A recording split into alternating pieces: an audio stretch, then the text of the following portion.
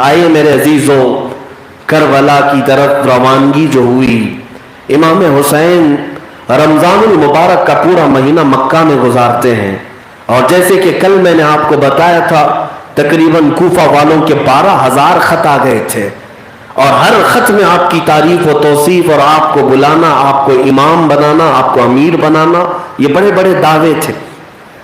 اور ان دعووں کی تصدیق کرنے کے لیے امام حسین نے اپنے معتمد خاص حضرت امام مسلم بن عقیل کو کوفہ بھیجا تھا، اور پھر آپ نے کل یہ بھی سماعت کیا امام مسلم بن عقیل کے ساتھ کوفہ والوں نے کیا کیا۔ شروع میں تو خوب وفا دکھائی، بیعت کیا، آپ کے ارد گرد گھومتے پھرتے رہے، لیکن جیسے ہی عبید اللہ بن زیاد نامی جلاد گورنر بن کر کے آیا کوفہ میں، اور جہاں اس نے چند لوگوں کو ڈرایا اور قتل کی دھمکیاں دیں، سب کوفہ والوں نے امام مسلم کا ساتھ چھوڑ دیا۔ اور پھر وہ وقت بھی آیا کہ امام مسلم بن عقیل نہایت ہی دردناک انداز میں کوفہ کے گورنر ہاؤس میں قتل کیے گئے، شہید کیے گئے، اور پھر آپ کے 2 چھوٹے بچوں کو بھی نہیں چھوڑا گیا، آپ کے دونوں بچوں کو بھی اسی کوفہ کی سرزمین پر قتل کر دیا گیا۔ یہ امام حسین کی طرف سے جانے والے قاصد تھے، سفیر تھے، وکیل تھے، جام شہادت نوش کر گئے۔ لیکن میرے عزیزوں، امام مسلم بن عقیل نے امام حسین کو کوفہ کے حالات بتا دیے تھے، خط لکھ کر بھیج دیا تھا کہ حالات بہت اچھے ہیں، آپ آ جائیں، آپ کے لوگ انتظار میں ہیں، آپ آئیں گے تو آپ کے پاس آنن فانن ہزاروں کی تعداد میں لوگ بیعت کر لیں گے۔ امام حسین امام علی مقام تک یہ خط پہنچا تو آپ نے رمضان کے بعد رخت سفر باندھ لیا کہ اب مجھے کوفہ کی طرف جانا ہے۔ رمضان کے مہینے کے بعد شوال، پھر شوال کے بعد ذی القعدہ، ذی القعدہ کے بعد ذی الحجہ، یہ حج کا مہینہ ہے، یہ حج کے مہینے ہیں، اور تمام حاجی دنیا بھر سے حج کے لیے آ رہے ہوتے ہیں، لیکن حج سے چند دن قبل، ایام حج سے چند دن قبل امام حسین نے خانہ کعبہ سے رخصتی لے لی، جبکہ حکم شرع تو یہ ہے کہ ایام حج میں جو وہاں پہنچے اس پر حج فرض ہے، یعنی وہ حج کرے۔ مولا حسین حج سے پہلے وہاں سے نکل کر کے کوفہ کی طرف جا رہے ہیں۔ کئی لوگوں نے یہ سوال بھی کیا کہ حج جب سر پر ہے، ایام حج شروع ہو چکے ہیں، اس وقت مکہ چھوڑنا کیا یہ جائز ہے؟ پہلی بات تو اس کے کئی جوابات دیے ہیں، مولا حسین نے اپنا فرض حج ادا کیا تھا۔ دوسری بات یہ ہے کہ امام حسین کو یہ خبر ملی تھی کہ یزید کچھ حاجیوں کو حاجی بنا کر کچھ جاسوسوں کو مکہ بھیج رہا تھا، جو حاجیوں کے لباس میں آتے اور حرم کعبہ میں امام حسین کا قتل کرتے ہیں۔ اور رسول کریم صلی اللہ تعالیٰ علیہ وسلم کی ایک بشارت بھی تھی، میرے آقا نے فرمایا تھا کہ ایک زمانہ آئے گا کہ ایک مینڈھا ہوگا، بکرا، جس کی وجہ سے اللہ کے اس مکہ مکرمہ شہر کو لوگوں کو خون آلود کر دیں گے، قتل و غارت ہو جائے گا، جنگ ہو جائے گی۔ امام حسین کہتے ہیں میں وہ مینڈھا، وہ بکرا بننا نہیں چاہتا، باہر میرا قتل ہو جائے یہ مجھے پسند ہے، لیکن اللہ کے حرم میں کوئی ظلمن قتل کرے میں اس کو پسند نہیں کرتا، کہ وہ حرم کی جگہ ہے، وہاں تو چونٹیاں مارنا بھی نہیں ہے، وہاں تو کسی جانور کو مارنا بھی نہیں ہے، پتے اکھاڑنا بھی جائز نہیں ہے، حرم کعبہ کی سرزمین پر۔ تو امام حسین اس مسئلے کے تحت خانہ کعبہ سے رخصت ہو گئے ہیں، حالانکہ کئی اجلہ صحابہ وہاں تھے، سارے صحابہ نے آپ کو روکا۔ عبداللہ ابن زبیر رضی اللہ تعالیٰ عنہ نے تو یہاں تک کہا امام علی مقام سے کہ آپ کسی صورت کوفہ نہ جائیں، کوفہ والوں کے حالات اچھے نہیں، وہ کب بدل جاتے ہیں پتہ نہیں، ان کی زبانیں آپ کی طرف ہیں، تیر و تلوار یزید کی طرف ہے، وہ تخت اور تاج اور حکومت کی طرف ہوتے ہیں، آپ مت جائیں۔ یہاں تک کہ حضرت امام حسین نے ہر ایک کے اصرار کو رد کر دیا، فرمایا اتنے خطوط میرے پاس آئے ہیں کہ اگر میں نہ جاؤں تو قیامت کے دن میرے مولا کو کیا جواب دوں گا۔ پھر نکل پڑے، یہاں تک کہ مکہ مکرمہ کے جو گورنر تھے عمرو بن سعید، انہوں نے تو ایک فوجی دستہ بھیجا امام حسین کو روکنے کے لیے، زور زبردستی روکنے کے لیے. جب امام حسین مکہ سے باہر نکلے تھے، وہ فوجی دستہ آ کر راستہ روک لیا اور کہا آپ کو ہم نہیں جانے دیں گے. یہاں تک کہ دونوں فوجوں میں لڑائی بھی ہو گئی. امام حسین کے جو ساتھی تھے اور اس فوجی دستہ ہٹ گیا اور کہا امام حسین لگتا ہے اب کسی کی بات کو نہیں مانیں گے، ان کو جانا ہی ہے. یہاں تک کہ پھر آگے مقام صفا میں جب آپ پہنچے تو عبداللہ بن جعفر رضی اللہ تعالیٰ عنہ جو امام حسین کے بہنوی ہیں، یعنی سیدہ زینب کے شوہر ہیں، اپنے دو شہزادے محمد اور عون رضی اللہ عنہما جو حضرت زینب کے بیٹے ہیں، ان دونوں کے ہاتھ میں خط لکھ کر کے بھیجا عبداللہ بن جعفر نے مولا حسین کی بارگاہ میں کہ آپ جیسے ہی یہ خط ملے فوراً کوفہ جانے کا ارادہ ترک کر دیجئے، کسی اور علاقے میں ہم چلیں گے، آپ کے ساتھ کچھ برا نہ ہوگا، آپ ہمارے ساتھ چلیں، ہم آپ کی حفاظت زندگی بھر کریں گے. اور آخری جملے یہ تھے عبداللہ ابن جعفر کے امام حسین سے کہ اے حسین ابن علی، اگر آپ کوفہ کی طرف گئے اور ان لوگوں نے آپ کا قتل کیا تو اسلام کا نور بجھ جائے گا، روشنی بجھ جائے گی، پوری دنیا میں اندھیرا چھا جائے گا. آپ اللہ کے واسطے اپنے راستے کو روک دیں، بدل لیں. امام حسین نے خط کو پڑھا. سیدہ زینب نے بھی پوچھا کہ بھائی جان اب کیا ارادہ ہے؟ رسول کریم صلی اللہ علیہ وسلم کا یہ شہزادہ مولا حسین کہتے ہیں میں نے آج ہی خواب میں میرے آقا کو دیکھا، نبی کریم صلی اللہ تعالی علیہ وسلم کو، اور میرے آقا نے مجھے ایک چیز کی بشارت دی اور ایک بات کا حکم دیا. قافلے والوں نے پوچھا کہ رسول اللہ نے آپ سے کیا فرمایا ہے؟ امام حسین نے فرمایا بس تم سفر کی تیاری کرو، میں اپنا خواب اس وقت تک نہیں بیان کروں گا جب تک میرے مولا سے ملاقات نہ کر لوں. کسی کو نہیں بتایا.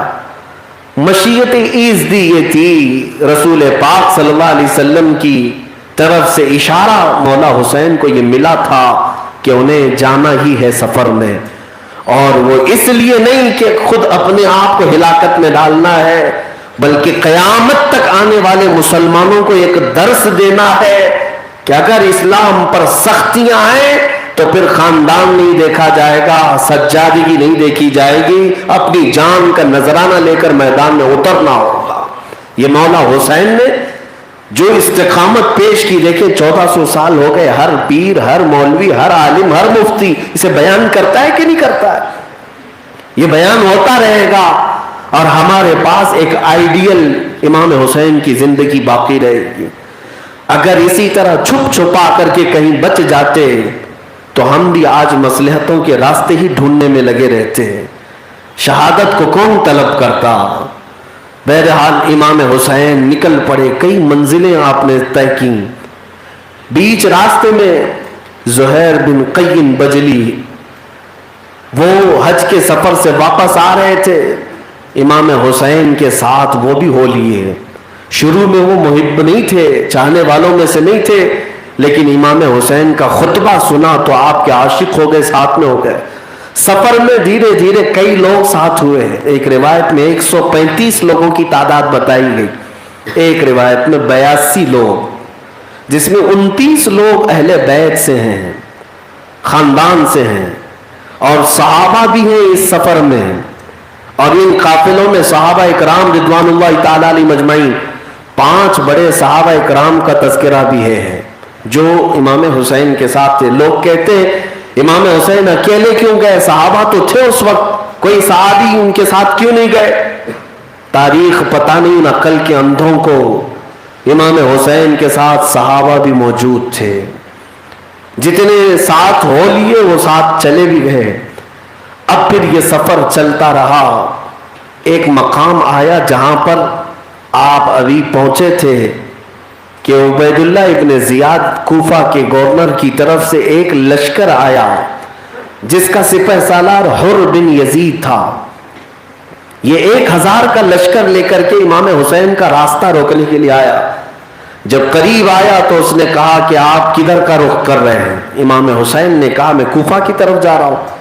حر بن یزید نے نہایت ہی سخت جملوں میں کہا کیا آپ وہاں فتنہ مچانے کے لیے جا رہے ہیں؟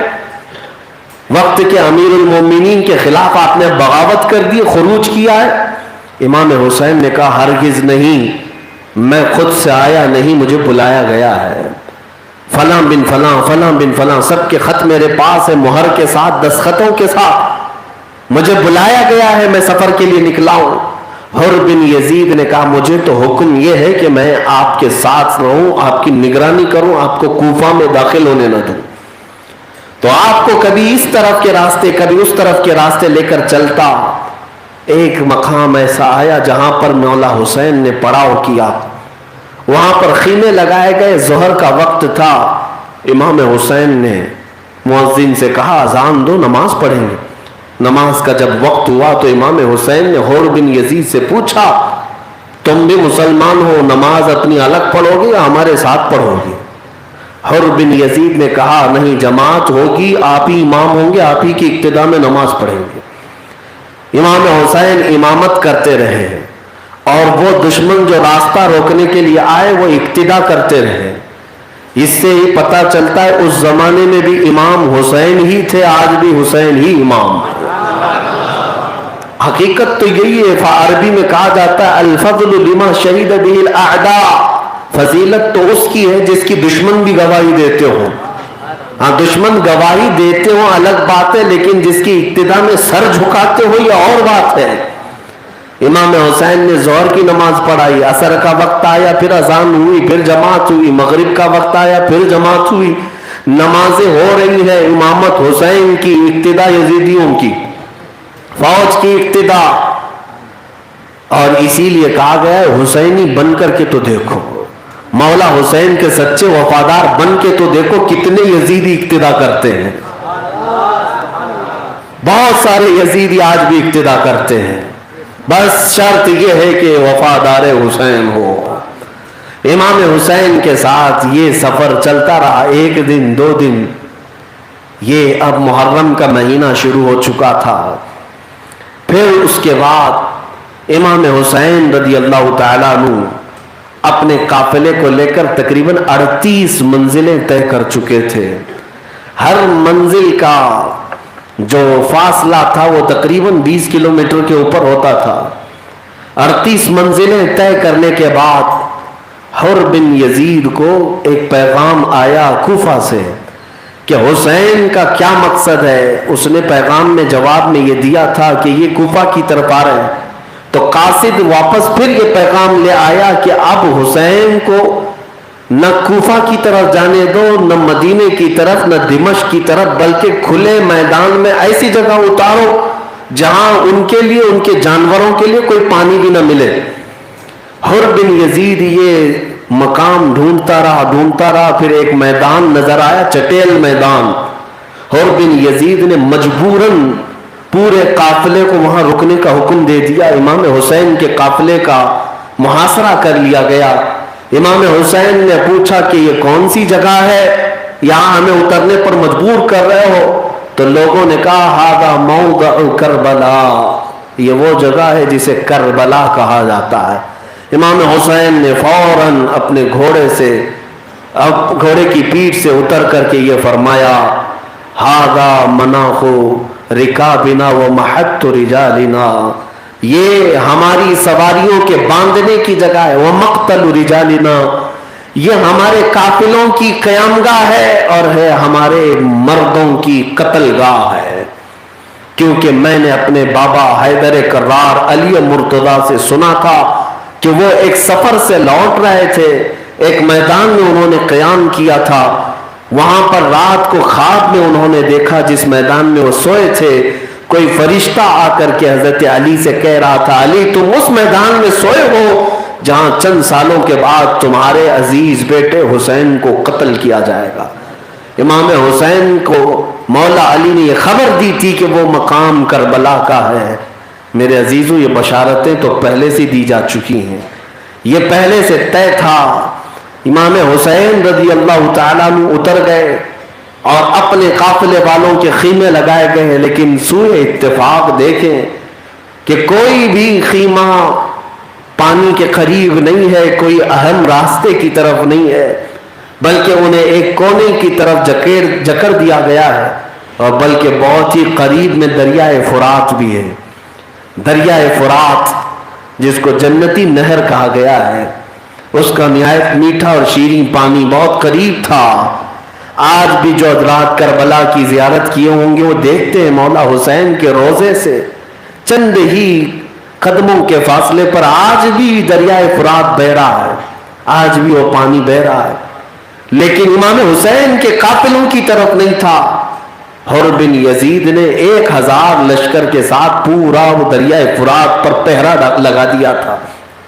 یہ دن شروع ہوئے تھے محرم کے، لیکن حر بن یزید بس بحث و تکرار میں ہی تھا، کوئی جنگ نہیں تھی۔ امام حسین کے ساتھیوں میں زہیر بن قیم تھے، حبیب ابن مظاہر تھے، مسلم بن اوسجہ الاسدی تھے، یہ بڑے بڑے لوگ، نامی گرامی لوگ تھے۔ کوفہ سے بھی کچھ لوگ امام حسین کے ساتھ ہو گئے تھے۔ انہوں نے اسی وقت مشورہ دیا کہ مولا حسین، امام علی مقام، یہ حر بن یزید کا جو لشکر ہے اس کے ساتھ ابھی ہم مقابلہ کر لیتے ہیں، جنگ کر لیتے ہیں، ورنہ اس کے بعد جو لشکر آئے گا وہ اور بھاری ہو جائے گا۔ یہ ہمارے لیے آسان ہے۔ 80 لوگ 1000 لوگوں سے لڑنے کے لیے تیار کھڑے تھے۔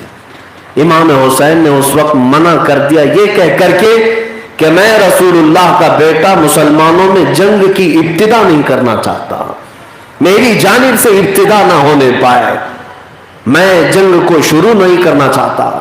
اسی طرح سے یہ معاملہ چلتا رہا، یہاں تک کہ پھر عمرو بن سعد ایک وہ شخص ہے جو امام حسین کا قبیلے کا بھی شخص ہے، اور حضرت سعد ابن ابی وقاص رضی اللہ تعالیٰ عنہ جو عشرہ مبشرہ میں سے صحابی رسول، ان کا بیٹا، 10 جنتی صحابہ میں جس کا نام ہے سعد ابن ابی وقاص، ان کا بیٹا عمرو بن سعد، اس کو 4000 کا لشکر دے کر کے ایران کی طرف بھیجا جا رہا تھا۔ ایران میں بغاوت ہو گئی تھی اس کو سر کرنے کے لیے، لیکن ابھی وہ چند فرسخ پر تھا، تھوڑے سے دور ہی سفر پہ تھا کہ اس کو واپس بلایا گیا، اور عبید اللہ بن زیاد نے کہا عمرو بن سعد، تمہیں اگر ایران کی حکومت چاہیے تو پہلے حسین ابن علی کا معاملہ حل کرو، جاؤ اس معاملے کو نپٹاؤ، پھر تمہیں ایران کی گورنری دی جائے گی۔ عمرو بن سعد جانتا تھا کہ وہ رسول اللہ کی آل فاطمہ زہرا کے بیٹے حیدر کرار کے نور نظر ہیں۔ شروع میں اس نے انکار کیا کہ اس معاملے کو میرے حوالے مت کیجیے، کسی اور کو بھیجیے، تو عبید اللہ بن زیاد نے کہا ٹھیک ہے کسی اور کو بھیج دیتے ہیں، لیکن ایران کی حکومت، رے کی حکومت سے تم دستبردار ہو جاؤ، لالچ کا برا ہو، دنیاوی ہوس تخت و تاج کا برا ہو۔ عمرو بن سعد نے ایران کی حکومت پر حسین اعظم کے خون کو ترجیح دے دیا۔ اس نے خاندان اہل بیت کے خون سے اپنے ہاتھوں کو رنگنا پسند کر لیا، ایران کی صرف حکومت کے لیے، تخت کے لیے۔ میرے عزیزوں، 4000 کا لشکر دے کر صحابی کے بیٹے کو عبید اللہ بن زیاد کربلا کے میدان بھیجتا ہے، اور اس کے بعد کیا ضرورت کیا تھی، لیکن دشمنوں کو خوف ہمیشہ اللہ کے شیروں سے ہوتا ہی رہا ہے، ہوتا ہی رہا ہے۔ تنہا حسین اعظم کے قافلے میں ہیں، وہ بھی ایسے نوجوان ہیں جو جنگ کے مقصد سے نہیں نکلے، وہ تو کوفہ والوں کی محبت میں چلے آئے تھے، جنگ کی تیاری کر کے کون آیا تھا؟ 82 لوگ جو اس قافلے میں ہیں کوئی جنگ کی تیاری سے نہیں آئے، 1000 لوگ پہلے آئے، پھر 4000 کا لشکر لے کر عمرو بن سعد پھر آیا، اور جب کربلا کے میدان میں وہ لوگ پہنچے تو امام حسین سے ان کی بھی بحثیں ہوئی۔ امام حسین نے کئی خطبے دیے وہاں پر، 2 دن اسی طرح گزر گئے۔ امام حسین نے عمرو بن سعد سے کہا میں تنہائی میں تجھ سے بات کرنا چاہتا ہوں۔ وہ صحابی کا بیٹا تھا، جانتا تھا امام حسین کے مقام کو۔ رات کے وقت تنہائی میں امام حسین سے اس نے بات کیا، کیا چاہتے ہیں آپ؟ امام حسین نے کہا میں 3 باتوں میں سے کوئی ایک بات رکھنا چاہتا ہوں، ان میں سے کوئی ایک چیز قبول کر لو۔ کہا ٹھیک ہے بتائیے کیا بات ہے؟ امام حسین نے کہا پہلی بات تو یہ ہے کہ میں کوفہ کے لیے نکلا تھا، لیکن اب میں راستہ بدل لوں گا، مجھے واپس مدینہ جانے دو، میں واپس چلا جاؤں گا۔ یا دوسرے نمبر پر یہ ہے کہ کسی ساحل پر یا پہاڑ کی چوٹی پر میں چلا جاتا ہوں، جنگ کر کے خون ریزی کر کے میں مسلمانوں میں ایک قتل و غارت کا ماحول نہیں چاہتا۔ یا تیسرا آپشن یہ ہے کہ میں خود دمشق چلا جاتا ہوں، یزید کے پاس جا کر کے میں آمنے سامنے مباشرتاً بات کروں گا اس مسئلے کے لیے۔ عمرو بن سعد کو یہ لگا کہ امام حسین صلح چاہتے ہیں، وہ خوش ہوا اور اس نے قاصد بھیجا عبید اللہ بن زیاد کے پاس، کہا کہ حسین جنگ نہیں چاہتے ہیں، صلح چاہتے ہیں، اور اچھے آپشن انہوں نے دیا ہے، 3 آپشن، یہ ہم قبول کر لیتے ہیں، جنگ نہیں ہوگی، ختم ہو جائے گی بات۔ تو قاصد آیا عبید اللہ بن زیاد کے پاس گورنر ہاؤس میں، جب یہ تینوں باتیں وہ بتا رہا تھا تو وہاں ایک نہایت ہی کمینہ خصلت شخص شمر ذی الجوشن، شمر نام کا ایک شخص بیٹھا تھا۔ اس نے جب یہ تینوں آپشن سنے، عبید اللہ بن زیاد سے کہا، واللہ امیر کوفہ، اگر حسین یہاں سے واپس چلے گئے تو تیری ذلت ہوگی، وہ یہاں تک آ گئے، اب تو اپنی جانب سے شرط رکھ کہ ہم آپ کو اس وقت تک نہیں چھوڑیں گے جب تک آپ عبید اللہ بن زیاد کے بھی ہاتھ کو نہ چوم لیں، عبید اللہ بن زیاد کے ہاتھ میں بھی بیعت نہ کر لیں۔ یزید تو یزید، یہ زانی سے بھی، ولد الزنا سے بھی وہ بیعت کر لے۔ تو یہ شرط یہ شمر نے رکھ کر کے عبید اللہ بن زیاد کو چڑھایا اور کہا کہ اگر وہ صحیح سلامت لوٹ گئے تو ان کا غلبہ مانا جائے گا اور تیری شکست اور تیری ذلت ہوگی، ان کو یوں ہی لوٹنے نہ دینا۔ عبید اللہ بن زیاد شمر جیسے مشیر کی باتوں میں آ کر کہا تو سچ کہتا ہے۔ پھر اس کے بعد بقیہ تقریباً 12,000 کے قریب کا لشکر دے کر کے شمر کے حوالے کیا کہ تو جا اور اس معاملے کو سر کر کیا۔ شمر آیا عمرو بن سعد کے پاس، آ کر کے سیدھے اس نے کہا کہ میں نے سنا ہے کہ تو حسین سے دوستیاں بڑھا رہا ہے اور تو یزید کے خلاف ہونے والے اس مہم کو سر کرنے کی بجائے حسین کو راستہ چھوڑ رہا ہے نکلنے کا۔ تو عمرو بن سعد نے کہا کہ ظالم تو نے کیا کر دیا اس مسئلے کو؟ کہا میں نے عبید اللہ ابن زیاد سے یہ لکھوا لایا ہے کہ حسین اس وقت تک کربلا سے نہیں جا سکتے جب تک امیر کوفہ ابن زیاد کے ہاتھ پر بھی بیعت نہ کر لیں۔ عمرو بن سعد نے کہا تو نے ایسی شرط رکھی ہے کہ سورج زمین پر آ جائے تب بھی حسین عبید اللہ بن زیاد کے ہاتھ پر بیعت نہیں کر سکتے، وہ حیدر کرار کا خون ہے، وہ فاطمہ کا بیٹا ہے۔ یہ کون کہہ رہا ہے؟ دشمن کے خیمے سے کہہ رہا ہے۔ وہ اتنے غیرت مند ہے کہ عبید اللہ ابن زیاد جیسے شخص کے ہاتھ پر تو کبھی نہیں بیعت کر سکتے، تو نے ایسی شرط جان بوجھ کر رکھی تاکہ ان کا خون ہو جائے۔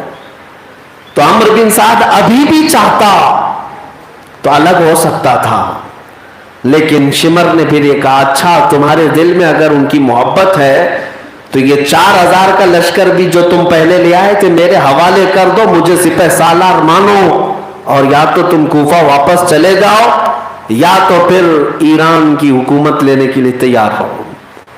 پھر لالچ نے غلبہ کیا، ہوس حرص غالب آئی۔ عمرو بن سعد نے کہا نہیں، میں یہ 4,000 کا لشکر تیرے حوالے بھی نہیں کروں گا اور صلح بھی نہیں کروں گا، اور تو گواہ رہے گا، پہلا تیر میری طرف سے چلے گا۔ صحابی رسول کا بیٹا ہے۔ میرے عزیزوں، کبھی یہ مت سمجھ لینا کہ بہت پرہیزگار کے بیٹے ہو، بہت پرہیزگار تم بھی ہو، شیطان کب تمہارے اوپر غالب آتا ہے، کب تمہارا تقوی بھسم کرتا ہے پتہ بھی نہیں چلے گا۔ بڑے بڑوں کے ساتھ اس دنیا نے کھیل رچایا، ایمان بھی ختم کر دیا۔ اس لیے الرٹ رہو، ہمیشہ الرٹ رہو۔ بہتوں کو ہم نے دیکھا ہے، عمرو بن سعد نے اس کے بعد واپس امام حسین کی دشمنی کا اعلان کر دیا۔ اب 8ویں محرم تھی، اس وقت سے پانی بند کر دیا گیا تھا، پہرا لگا کر سختیاں کر دی گئیں، بیچ بیچ میں وہ پانی پیا کرتے تھے۔ امام حسین پر جب یہ 8ویں محرم کو پانی بند کر دیا گیا تھا، تب آپ نے ایک عظیم خطبہ دیا تھا۔ اس خطبے کو عربی میں پڑھیں تو آنکھوں سے آنسو آ جاتے ہیں. پورے میدان کے لوگوں کو جمع کر کے آپ نے خود کہا تھا, اے لوگوں, کیا تم میرے نسب کو نہیں جانتے؟ کیا تم نے رسول اللہ کی وہ حدیث نہیں سنی کہ میرے آقا نے فرمایا الحسن والحسین سیدا شباب اہل الجنہ, حسن اور حسین جنتی جوانوں کے سردار ہیں. اے لوگوں, تم نے کیا میرے نبی سے وہ حدیث نہیں سنی کہ اے اللہ, میں حسن و حسین سے محبت کرتا ہوں, تو بھی محبت فرما, اور جو ان سے محبت کرے ان سے بھی محبت فرما. اے لوگوں, کیا تم میرے نسب کے بارے میں نہیں جانتے کہ میں فاطمہ زہرا کا بیٹا ہوں, علی ابن ابی طالب کا نور نظر ہوں, حیدر کرار کا بیٹا ہوں, رسول اللہ کا وہ نواسا ہوں جو کبھی ان کے کندھوں پر مدینے میں سواری کیا کرتا تھا. خطبے میں آپ نے اتنے کلمات کہے کہ آپ کے قافلے کے لوگ رو پڑے ہیں, اور بعض یزیدیوں کے دل بھی دہل گئے. لیکن جیسے ہی اس خطبے کا اثر ہونے لگا تو کوفیوں میں کوہرام مچ گیا. سبوں نے کہا کہ یہ ان کی باتوں میں آ کر کے کہیں یہ پوری کی پوری یزیدی فوج ادھر نہ چلی جائے. لیکن اللہ جس کو ہدایت دے وہ کہیں پر بھی ہدایت دے, اور جسے گمراہ کرنا چاہے وہ کعبے میں رکھ کر کے بھی گمراہ کرے.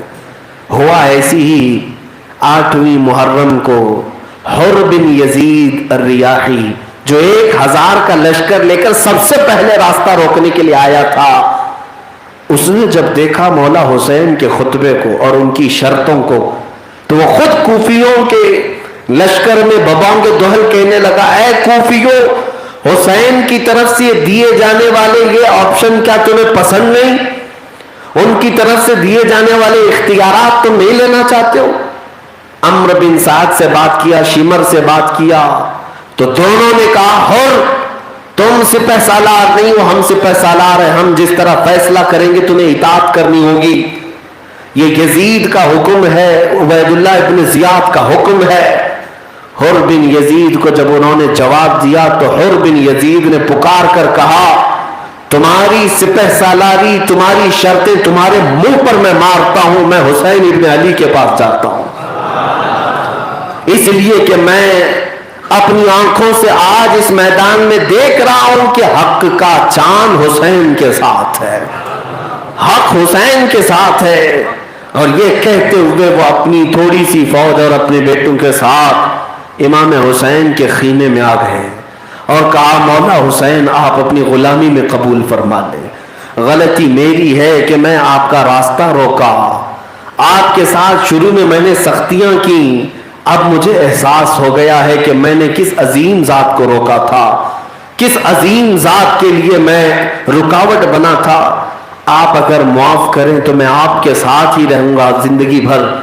امام حسین, وہ لجپال گھرانہ, وہ سخی گھرانہ, میرے مصطفیٰ کریم صلی اللہ تعالی علیہ وسلم کی سخاوت لیا ہوا شہزادہ, فوراً کہتا ہے, حر بن یزید, تمہارے بارے میں ہمارے دل میں کوئی بات نہیں, کوئی بات نہیں, ہم نے تمہیں اللہ اس کے رسول کے لیے معاف کیا. یہ قافلے کے ساتھ حر بن یزید بھی مولا حسین کی غلامی میں آ گئے. اس سے پتہ چلتی ہے یہ بات میرے عزیزوں, رب تبارک و تعالی ظالموں میں سے کب کس کو ایمان دے یہ اس کی مشیت کے فیصلے ہیں, اس کی قدرت کے فیصلے ہیں, اور کب اللہ تبارک و تعالیٰ پرہیزگاروں میں سے کسی کو گمراہ کر دے یہ بھی اس کی قدرت کے فیصلے ہیں.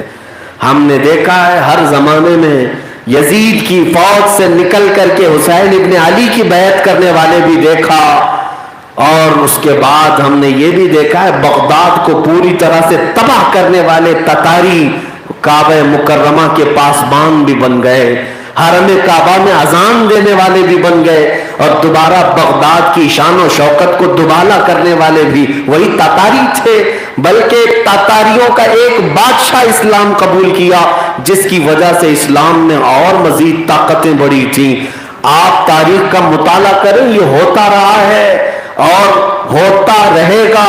ہم نے ان کی بھی تاریخ پڑھی جنہوں نے بابری مسجد کو شہید کیا تھا, وہ ہزاروں سنگیوں کے جٹ میں گئے ہوں گے, لیکن رب تعالیٰ کس کے دل میں کب ہدایت کا نور چمکا ہے हमने उनमें भी किसी को सुना है और देखा है कि ईमान कबूल किया और जगह जगह अजानें भी पुकारता रहा और इस्लाम पर वफात भी पाया और कई लोगों को दौलत ईमान से मुशर्रफ भी किया और अपनी कहानियां भी बताता रहता। एक दिन वो था जब मेरे हाथ में हथौड़ा था और मैं गुंबद तोड़ रहा था, लेकिन आज अल्हम्दुलिल्लाह मेरे हाथ में कुरान अजीम है और मेरे मुस्तफ़ा करीम की मोहब्बत मेरे सीने में है।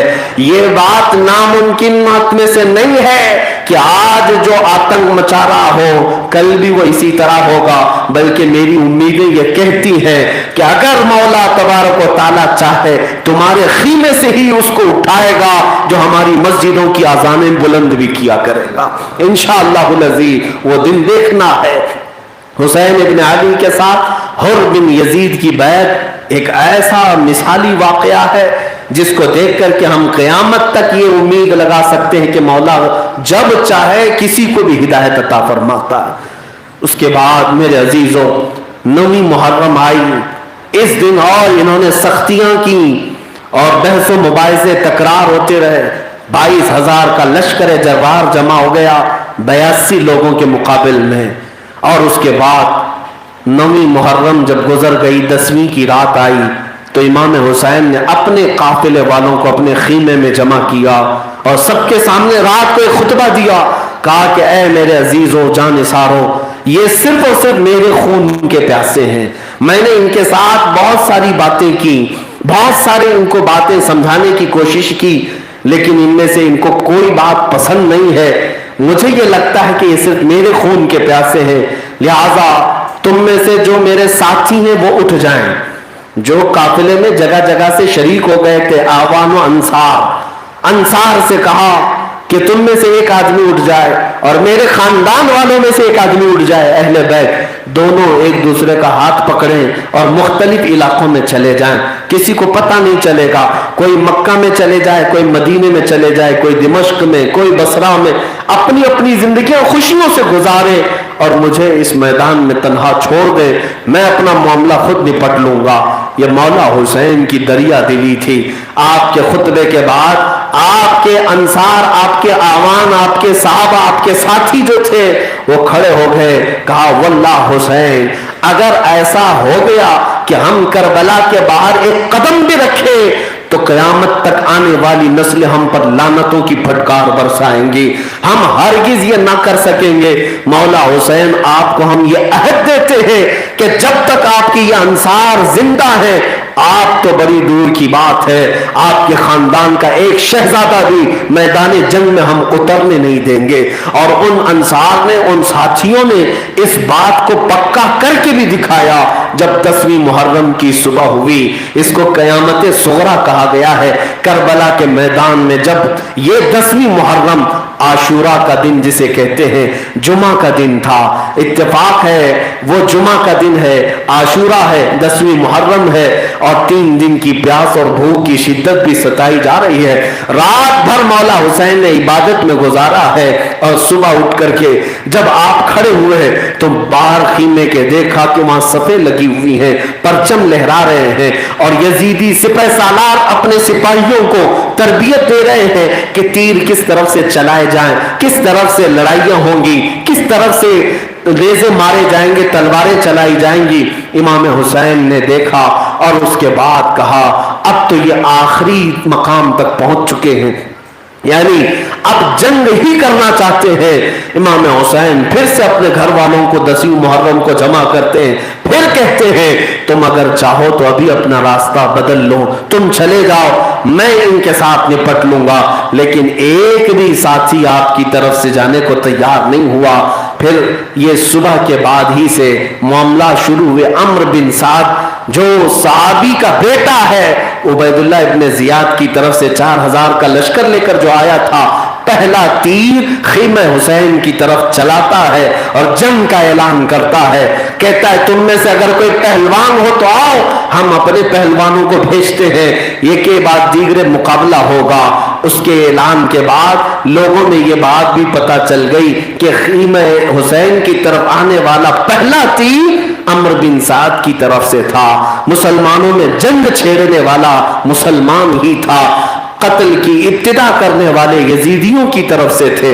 امام حسین کے ساتھی سب جمع ہو گئے۔ سب سے پہلے جو میدان میں اتر رہے تھے وہ حر بن یزید ہی تھے، جو مولا حسین کا راستہ روکے تھے، لیکن سب سے پہلے امام حسین کی بارگاہ میں آتے ہیں، کہتے ہیں مجھے آپ اجازت دیں، میں جاتا ہوں ان کے ساتھ مقابلہ کرنے کے لیے۔ حر بن یزید جو یزید کی فوج کی طرف سے آئے ہوئے تھے، لیکن اب مولا حسین کی طرف سے مجاہد اسلام بن کر لڑنے کے لیے نکلے، اور جب گھوڑا لے کر اپنا ان یزیدیوں کی طرف سے آئے اور انہیں للکارا، ان کی ماں کو، ان کے باپوں کو پکار کر کہا کہ اگر تم اپنے ماں باپ کی آنکھوں کی ٹھنڈک بننا چاہتے تو کاش حسین کے تلووں کو دیکھ لیتے، کاش اس نسب کو دیکھ لیتے، تمہیں روح کا بھی اور دل کا بھی سکون ملتا۔ ان کی باتیں اس قدر سخت تھی کہ انہوں نے کوفیوں کو ان کی اوقات یاد دلا دی، انہیں اتنے تانے مارے کہ وہ آگ بگولا ہو گئے۔ پھر حضرت حر کے ساتھ جو لڑائی ہوئی، بہت سخت لڑائی ہوئی، میں نے تاریخ میں آج پڑھا، پتا چلا وہ تنہا حر بن یزید تھے جنہوں نے 120 یزیدیوں کو موت کے گھاٹ اتارا تھا۔ ایک شیر جس کو صرف ایک دن کی نسبت حاصل ہوئی حسین سے، ہاں اندازہ کرو، جس کو ایک دن کی نسبت حاصل ہوئی ہو وہ 120 کو موت کے گھاٹ اتار سکتا ہے، اور جس کے جسم میں خون حسین دوڑ رہا ہو وہ یقیناً پوری دنیا پر بھاری ہے۔ کربلا کا میدان یہ اہل بیت کے امتحان کا میدان تھا، اگر انہیں جوہر دکھانا ہوتا تو پھر دنیا کا کوئی پہلوان ان کے سامنے کھڑا نہیں ہو سکتا تھا، اس لیے کہ جن کے گھر میں 9 سال کی عمر میں حیدر کرار کو میرے آقا نے یہ دعا دی تھی کہ مولا اس کے بازوؤں میں طاقت عطا فرما، اس کی ٹانگوں کو مضبوط فرما۔ تم نے کیا تاریخ نہیں پڑھی ہے؟ خیبر کا قلعہ فتح کرنے کے بعد وہ پھاٹک، وہ دروازہ جس کو اس زمانے کے 40 صحابہ نہیں اٹھا پاتے، تنہا علی مرتضیٰ نے ایک ہاتھ سے اٹھا کر پھینک دیا تھا۔ فاتح خیبر وہ مولا علی کرم اللہ وجہہ الکریم جس کی طاقت کا کون اندازہ کر سکے گا۔ سچ کہا جس نے بھی کہا لا فتح الا علی لا سیف الا ذوالفقار، شیر مرداں شیر یزداں قوت پروردگار، لا فتح الا علی لا سیف الا ذوالفقار، کوئی جوان ہے ہی نہیں سوائے حیدر کرار کے۔ شیر کا مطلب یہ ہوتا ہے، شیر کا مطلب یہ ہوتا ہے کہ دنیا میں کوئی جوان ہے ہی نہیں سوائے علی کے، اور کوئی تلوار ہے ہی نہیں سوائے ذوالفقار کے۔ حیدر کرار کی تلوار کا نام ذوالفقار ہے۔ اس گھر میں پرورش پانے والا وہ حسین ابن علی، اس خاندان کی عظمت کو کروڑوں صلا، وہ تو امتحان دینے کے لیے گئے تھے، طاقت ہی دکھانا ہوتا نہ جانے کتنے سمندر اپنی مٹھیوں میں سمو لیتے، طاقت ہی دکھانا ہوتا، اور طاقت کا ایک جلوہ بھی دیکھنا ہو تو اجمیر کی دھرتی پر جا کر دیکھو، اسی حسین کا بیٹا کئی 100 سالوں بعد آ کر ان ظالم پاکھنڈیوں کو دکھایا تھا کہ جب حسین کا بیٹا 800 سال کے بعد اپنی مٹھی میں انا ساگر کو جمع کر سکتا ہے تو میرا بابا حسین پوری فرات کو کیوں نہیں جمع کر سکتا۔ یہ ان کے امتحان کی گھڑی تھی، کربلا ان کے امتحان کا وقت تھا، طاقت اور زور آزمائی کا نہیں۔ بہرحال میرے عزیز حر بن یزید کی اس جوان مردی کو دیکھ کر میں آج اش اش کرتا ہوں کہ ایک گھوڑے پر بیٹھا ہوا تنہا آدمی 120 کو کیسے مار سکتا ہے۔ میں نے بہت سوچا تو پتا چلا کہ رب تعالیٰ کی جب حمایت حاصل ہو جائے تو 120 کیا 1000 بھی آئے تو وہ کاغذی شیر ہے، بلبلے کی طرح اڑ ہی سکتے ہیں، زیادہ کچھ نہیں ہوگا۔ اللہ کریم جس کی مدد کے لیے آئے، اور ہم نے ایسے کاغذ کے سانپ بھی بہت دیکھے، کاغذ کے شیر بھی بہت دیکھے۔ حیدر کرار کا شیر ہونا اور ہے، خاندان رسول کا شیر ہونا اور ہے، اور ڈرائنگ روم کا شیر ہونا اور ہے۔ میرے عزیزو، حر بن یزید لڑتے لڑتے جام شہادت نوش فرما گئے۔ زہیر بن قیم جو راستے میں امام حسین کے ساتھ آئے تھے وہ میدان میں آئے، اور انہوں نے اپنی طاقت کے اعتبار سے بھرپور لڑائیاں کی اور جام شہادت نوش کیا۔ مسلم بن اوسجہ اسدی صحابی رسول ہیں، حضرت حبیب ابن مظاہر یہ آئے، یہ بھی کربلا میں شہید ہونے والے 5 صحابہ کا نام میں عرض کرتا ہوں. انس بن حارث رضی اللہ تعالی، یہ صحابی رسول ہیں، اور حضرت حبیب ابن مزاحم، حضرت مسلم بن اوسجہ اسدی رضی اللہ تعالیٰ عنہ، اور حضرت حانی بن عروہ جو امام مسلم کے ساتھ کوفہ میں قتل ہوئے تھے، وہ بھی صحابی رسول تھے. اور 5ویں حضرت عبداللہ بن بختر حمیری رضی اللہ تعالیٰ عنہ. یہ 5 صحابہ ہیں جو مولا حسین کی رفاقت میں شہید ہوئے. اور امام حسین کے رفقا میں جو لوگ شہید ہوئے تھے اور ان کے ساتھیوں میں جو شہید ہوئے تھے، ان کی تعداد بھی ایک لمبی ہے. اس کے بعد میرے عزیزو جب سب ساتھیوں نے اپنی جان دے دی تو اب خاندان اہل بیت سے جو لوگ نکلے، اس میں پہلے حضرت علی کے بیٹے یعنی امام حسین کے اور بھی بھائی میدان میں تھے. حضرت امام حسین کے جو بھائی موجود تھے اس میں عباس ابن علی، عبداللہ ابن علی، محمد ابن علی، ابو بکر ابن علی، عثمان ابن علی، جعفر ابن علی رضوان اللہ تعالی علیہ مجمعین. یہ تمام وہ لوگ ہیں جو مولا علی کے بیٹے ہیں، آپ کی دوسری زوجات سے، دوسری ازواج سے جو پیدا ہوئے امام حسین کے بھائی ہیں. اور ان سب لوگوں نے امام حسین کی رفاقت میں سفر بھی کیا اور کربلا کے اس میدان میں اپنی جمع مردی بھی دکھائی. ایک کے بعد دیگر حیدر کرار کے جوان شہزادے کربلا کے میدان میں حاضر ہوتے رہے. دوپہر کا وقت قریب آنے کو تھا. میرے عزیز و خاندان اہل بیت سے تقریباً 18 لوگوں کی شہادت ہو چکی تھی. 18 لوگ، کوئی کبھی 1 جاتا، کبھی 2 جاتے، کبھی 3 جاتے، اس طرح سے یہ نرغوں میں چلے جاتے. لیکن میرے عزیزوں جتنی بھی تاریخ آپ دیکھیں، یہ جب جب گئے یزیدیوں میں سے 100 سے کم تعداد میں نہ زخمی کیا، 100 سے کم لوگوں کو نہیں، 100 سے زیادہ ہی یا تو زخمی کیا یا ان کو موت کے گھاٹ اتار کر کیا ہے 100 لوگوں کو.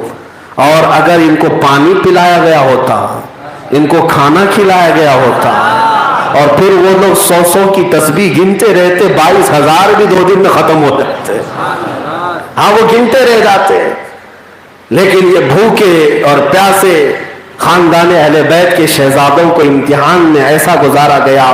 میرے عزیزوں یہ خاندان اہل بیت سے مولا علی کرم اللہ وجہہ الکریم کے شہزادے جب شہید ہوئے تو وہ وقت بھی آیا جب مولا حسین کے عزیز ترین بھتیجے امام قاسم، جن کی عمر 19 سال کی ہے، امام حسن مجتبیٰ کے بڑے بیٹے، جن کا مستقبل مولا حسین کی بیٹی سیدہ سکینہ سے تھا، امام حسین کے وہ داماد بھی بننے والے تھے.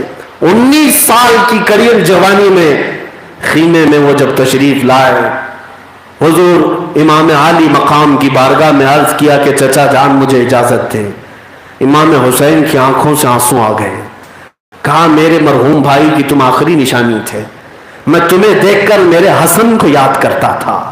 وہ بھائیوں میں جو الفت و محبت تھی امام حسن اور امام حسین، ان کی شہادت کے بعد امام حسین ہمیشہ امام قاسم کو ساتھ رکھتے تھے. امام قاسم کو دیکھا تو رو پڑے. امام قاسم نے کہا مرضی مولا یہ ہے میرے چچا، اگر ہمارے ساتھیوں نے قربانی دی ہے تو کل کو کوئی یہ نہ کہے اہل بیت سے کسی کی شہادت نہیں ہوئی، خاندان رسول سے کوئی قربانی نہیں دیا. میری گردن حاضر ہے. اور مولا حسین سے اجازت لے کر امام قاسم میدان میں آئے. پورے کربلا کی داستان اپنی جگہ پر، 19 سال کے جوان شیر کی داستان اپنی جگہ. یہ رجزی اشعار جو پڑھتے تھے، کئی لوگوں کے اندر کھلبلی مچ جاتی. پکارا کوئی کوفیوں میں ایسا ہے جو یہ اعلان کرے انا الذی سمتنی حیدرا، انا الذی سمتنی امی حیدرا؟ کوئی ہے کوفیوں میں جو یہ اعلان کرے کہ میری ماں نے میرا نام حیدر رکھا ہے؟ کسی کے پاس جواب نہیں تھا. وہ تو امام قاسم کے پاس ہی تھا کہ وہ علی مرتضیٰ گنگناتے تھے کہ میں وہ ہوں کہ میری ماں نے میرا نام حیدر رکھا ہے. حیدر کا مطلب جانتے ہو؟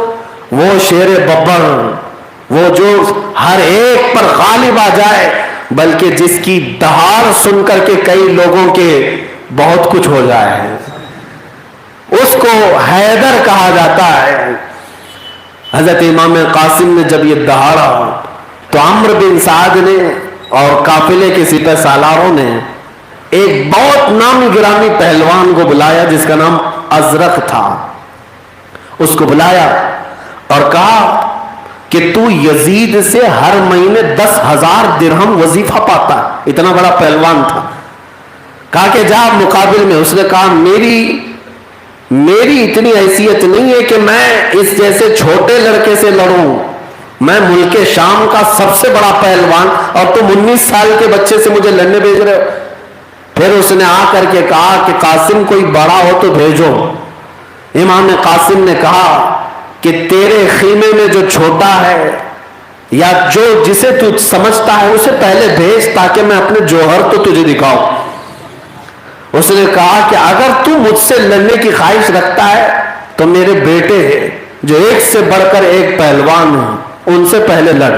4 بیٹے تھے, چاروں کے چاروں پہلوان تھے. یا ازرق نامی پہلوان کے 4 بیٹے تھے اور اس نے اپنے بیٹوں کو بھیجا امام قاسم کے ساتھ لڑنے کے لیے. اور اس کے بیٹے وہ ہاتھی کی طرح چوڑے تھے, اونچے چوڑے. اور یہ ضروری نہیں ہے کہ ہر کوئی بڑے جسم کا باڈی بلڈر پہلوانی ہوتا ہو, اندر سے کپاس بھی بھری ہوتی ہے. آیا ایک بڑا بیٹا اور امام قاسم کے ساتھ لڑنے لگا. امام قاسم کے اندر وہ پھرتیلا پن تھا کہ کوفہ کے لوگ جنہوں نے جنگ کے مناظر کو روایت کیا ہے وہ کہتے ہیں کہ امام قاسم جب گھوڑے پر اپنی پشت بدلتے تھے تو ایسا لگتا تھا جیسے آسمان پر بجلی چمک رہی ہے. وہ اپنی تلوار کو لہراتے ہوئے جب گھوڑے کو ادھر سے ادھر کرتے تو اتنی تیزی تھی کہ بجلی کی طرح تیزی, اور منٹ نہیں گزرے کہ اس کا سر زمین پر لے آیا. ایک بیٹا گیا, دوسرا آیا, دوسرے کو موت کے گھاٹ اتارا. تیسرا آیا, تھوڑی سی بھی زیادہ دیر نہیں گزری, تیسرا بھی موت کے گھاٹ اترا. چوتھا آیا, چوتھا بھی. 4 کو انہوں نے گاجر مولی کی طرح کاٹ دیا تھا. 19 سال کا جوان اب للکارنے لگا, کہاں ہے ازرق؟ اس پہلوان کو بلاؤ جو 10,000 درہم یزید سے کھاتا ہے. میرے عزیزوں, 10,000 کھانے والا 3 دن کے بھوکے شیر کے سامنے کیا مقابلہ کرتا. اسی لیے ہم کہتے ہیں بہت نیتاؤں سے مت کھاؤ, طاقت چلی جائے گی. وقت کے ظالم یزیدیوں کے ساتھ بہت نذرانے مت لو, روحانیت مر جائے گی, ایمان ختم ہو جاتا ہے. تم پیل پیکر ہو جاؤ, باڈی بلڈر ہو جاؤ, لیکن کھاتے کہاں سے ہو اس کا بھی اثر ہوتا ہے. کس کا کھاتے ہو؟ ہاں, دنیا کا کھانے والے ہم نے دیکھا ہے, ہو سکتا ہے اونچے چوڑے ہوں لیکن ان کی روحانی طاقت نہیں. لیکن میرے مصطفیٰ کے قدموں کی ایک سوکھی روٹی کھانے والا بھی چٹائی پر بیٹھتا ہو لیکن لوہے محفوظ کو بھی دیکھ سکتا ہے. طاقت اسے کہتے ہیں جو میرے مصطفیٰ کے قدموں سے چھن کر آ رہی ہے. وہ ازرق نامی پہلوان آیا اور اسے غصہ اتنا تھا کہ میرے 4 جوان بیٹوں کو اس نے موت کے گھاٹ اتارا. آخر یہ ہے کون؟ اب تک تو نہ نام سنا تھا, نہ پرچار, نہ چرچا تھا. میرے عزیزوں, کتنے ایسے خاندان رسول کے شہزادے تھے. یہ اور بات ہے کہ وہ اپنی تلوار بازی اور جوہر دکھانے کے لیے میدانوں میں آتے نہیں تھے, لیکن یہ چھپے ہوئے شیر جس دن میدان میں آئے, تاریخ کے 1400 سال گزرنے کے بعد بھی یزیدیوں کو آج بھی خوف لگتا ہے قاسم کی تلوار سے, علی اکبر کی بھی تلوار سے. مولا حسین امام حسن کے یہ بیٹے جب ازرق نامی پہلوان سے لڑنے لگے, تھوڑا مقابلہ سخت ہوا. آپ نے 19 سال کی جوانی میں اتنے نامی گرامی پہلوان سے کہا, ازرق میں نے تیرا نام تو بہت سنا, میرا نام تو نے نہیں سنا, میں تیرا نام تو بہت سنا کہ تو پہلوانی کا بہت بڑا شہسوار ہے, تو بڑا ہی امیر ہے پہلوانوں کا, لیکن تیرے گھوڑے کی زین باندھنے کا بھی طریقہ تجھے نہیں معلوم ہے. تو گھوڑے پر جس انداز سے بیٹھا ہے ایک عام فوجی بھی نہیں بیٹھتا. اس کی یہ بے عزتی تھی, یہ اس کی ذلت تھی. گھوڑے کی نکیل باندھنا نہ آنا یہ پہلوانوں کی ذلت ہے, یہ جنگ میں آنے والوں کی ذلت ہے. جیسے ہی یہ تانا مارا اس کو دل پر لگی بات, وہ اپنے گھوڑے کی زین کو باندھنے کے لیے نیچے کیا گرا, امام قاسم نے تلوار اٹھائی اور سر کو الگ کر دیا. اس جنگ کے میدان میں یہ تاریخ لکھنے والے کہتے ہیں جیسی ازرق کا سر جدا ہوا کوفیوں میں کوہرام مچ گیا اور کہا ایک ایک کے بعد جاتے رہو گے، ایسی کٹتے رہو گے، اس قاسم کو دوبارہ جانے نہ دینا۔ مولا حسین دیکھ رہے تھے اپنے خیمے میں، امام قاسم ان پانچوں کو موت کے گھاٹ اتار کر دوڑتے ہوئے خیمے کی طرف آئے، لیکن ایک ہی بات تھی، کہتے یا اماں العطش العطش، چچا بہت پیاس لگی ہے، بہت پیاس لگی ہے۔ مولا حسین تھپکیاں دیتے اور کہتے بیٹا تھوڑا اور انتظار کرو، میرے مصطفیٰ کے ہاتھوں سے حوض کوثر پینا ہوگا، تھوڑا اور انتظار کرو۔ واپس پھر میدان میں پلٹ آتے، امام قاسم جیسی آئے، اس بار کوفیوں نے پورا گھات لگا کر کے اور ان کا انتظار کرتے ہوئے جگہ جگہ سے ان کے سینے پر بہت تیز نیزے مارے، اتنا تیز نیزہ مارا تھا کہ سینہ چیرتے ہوئے پیٹھ کی طرف سے نکل گیا تھا۔ امام قاسم 19 سال کے جوان کو سینہ چیر کر کے رکھ دیا، اور جب وہ زمین پر گرے تو امام حسین دوڑتے ہوئے آئے تھے، سینے سے نیزے کو نکالا۔ امام قاسم آخری ہچکی لیتے ہوئے جب امام حسین کو دیکھتے ہیں تو تاریخ نگاروں نے لکھا ہے کہ امام قاسم نے مولا حسین کے چہرے کو دیکھ کر اتنا کھلکھلا کے مسکرایا، اتنا مسکرایا اور اپنی جان جان آفری کے سپرد کر دی کہ مولا حسین انہیں دیکھتے رہ گئے، اور جب انہیں اٹھا کر کے لایا گیا تھا سارے چہرے دیکھے جا رہے تھے، لیکن امام قاسم کا چہرہ ابھی بھی کھلا ہوا تھا اور مسکراتا ہوا چہرہ تھا۔ حسین ابن علی نے انہیں جب اٹھایا، ان کا سینہ امام حسین کے سینے سے لگا تھا اور سر کندھے پر پڑا ہوا تھا اور پیر زمین پر گھسٹ رہے تھے۔ امام حسین سارے شہیدوں کے پاس لا کر اپنے سگے بھتیجے کو بھی سلا دیتے ہیں۔ یہ وہ وقت ہے جب بار گزر رہا ہے اپنے عزیزوں کی موت کا، علی اکبر کھڑے ہوئے، مولا حسین کے سب سے بڑے بیٹے، اور ان کو ہم شبیہ پیغمبر کہا جاتا تھا۔ حضرت علی اکبر کے چہرے کے اندر رسول اللہ کا جمال نظر آتا تھا، میرے آقا کی خوبصورتی تھی، آپ کو دیکھ کر کے لوگ اپنی آنکھیں ٹھنڈی کرتے۔ حضرت علی اکبر فوراً تیار ہوئے اور اپنے بابا سے اجازت مانگی۔ آپ کی عمر روایات میں 21 اور 22 سال کے قریب بتائی گئی۔ یہ سب وہ جوان ہیں جن کو سننے کے بعد آج کا جوان کم سے کم یہ درس تو لے لے، میری زندگی 25 سال کی ہو گئی، 35 سال کی ہو گئی، میرے ہاتھ سے دین کا کون سا کام ہوا ہے؟ لیکن وہ خاندان اہل بیت تھے جن کی 19 سالہ جوانیاں، جن کی 22 سالہ جوانیاں خدمت اسلام میں وقف ہو گئی اور ان کا خون کام آیا، اور آج تک ان کے قصیدے پڑھے جا رہے ہیں۔ میرے عزیزو، اگر تم سے کچھ نہ بھی ہو سکے، کوئی چیز نہ بھی ہو سکے، اتنی ہمت تو کرو کہ میرے مصطفیٰ کی عزت کی پہرے داری کروں گا، جب تک میں زندہ رہوں میرے آقا کا صدقہ کھا رہا ہوں، میرے آقا کی عزت کی حفاظت کے لیے کمر بستہ رہوں گا۔ تمہارا اتنا عہد کرنا بھی تمہاری زندگی میں رونقیں لائے گا، قیامت کے دن تمہاری بخشش کا ذریعہ بن جائے گا۔ اب سنو، مولا حسین کے یہ بڑے شہزادے سیدنا علی اکبر جب میدان میں گئے، لوگ کہتے ہیں کہ ان کی پیشانی سے ایسا نور چمک رہا تھا کہ کوفیوں کے اندر بعض لوگوں نے یہ سوچ بھی لیا کہ علی اکبر کے ساتھ ہو جاتے ہیں، ایسی خوبصورتی تو ہم نے کہیں دیکھی نہیں ہے۔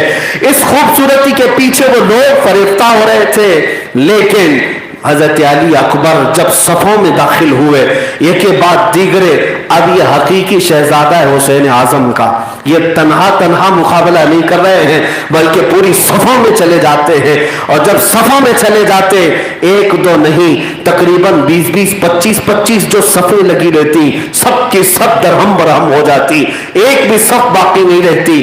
ہم نے وہ عکاسی سنی ہے اور پڑھی ہے، ایک شہزادہ 20-25 صفوں کے اندر داخل ہو جاتا ہے، لیکن بزدلوں کے اندر مقابلہ کرنے کی طاقت بھی نہیں ہے۔ یہ ہوتا ہی رہے گا اہل حق کے ساتھ، کیونکہ اللہ کی مدد ان کے ساتھ ہوتی ہے، وہ رعب ہوتا ہے، وہ ہیبت و جلال ہوتا ہے اہل حق کے ساتھ۔ اسی لیے یزیدی ایک کے بعد ایک مقابلہ کرنے کو تیار نہیں۔ عمرو بن سعد شمر ذی الجوشن نے اب حضرت علی اکبر کے لیے یہ حربہ اپنایا کہ علی اکبر کو ہماری صفوں میں آنے دو، صفوں میں آنے دو، کہ یہاں تک کہ وہ صفوں کے درمیان داخل ہو گئے تو پھر کوفیوں نے ہر جگہ سے حضرت علی اکبر کو گھیر لیا۔ اس کے باوجود وہ تنہا گھوڑے پر بیٹھ کر کئی لوگوں کے ساتھ مقابلہ کرتے رہے۔ یہ دوسری روایت ہم نے پڑھی ہے کہ آپ نے تنہا اتنی دیر میں کئی لوگوں کا سر قلم کیا، کئی لوگوں کو زخمی کیا، کتنوں کے گھوڑے ادھیڑ دیے۔ اس کے بعد دوپہر کے وقت حضرت علی اکبر کو گھوڑے سے گرایا گیا اور آپ کے ہاتھ پیر جکڑ کر کے آپ کی گردن مبارک کو الگ کیا گیا تھا۔ انا للہ و انا الیہ راجعون۔ یہ مولا حسین کے بڑے شہزادے علی اکبر کی شہادت ہے۔ اس لاشے کو بھی میرے حسین نے اٹھایا تھا۔ اب وہ منظر بھی قریب تھا جب بی بی سکینہ اپنے چچا عباس علمبردار سے کہنے لگی کہ چچا اس سے پہلے تو جب بھی ہم نے آپ سے کچھ مانگا ہے ہمیشہ آپ نے ہمیں دے دیا، ہم نے پانی آج مانگا ہے 2 دن ہو گئے ہمیں پانی کیوں نہیں ملتا؟ کیا اے چچا جان آپ کوشش کریں گے تو پانی کے چند قطرے فرات سے نہیں مل سکتے؟ یہ ننھی سکینہ جس کی عمر 9 سال کی ہے، عباس علمبردار جن کی عمر 36 سال ہے، کربلا کے میدان میں حسین اعظم کے سگے بھائی ہیں، حیدر کرار کے بیٹے ہیں۔ حضرت عباس سے اپنی بھتیجی کا غم دیکھا نہ گیا، کھڑے ہو گئے، کہا میں مشکیزہ بھر کر لاتا ہوں، سکینہ تجھے پلا دوں گا۔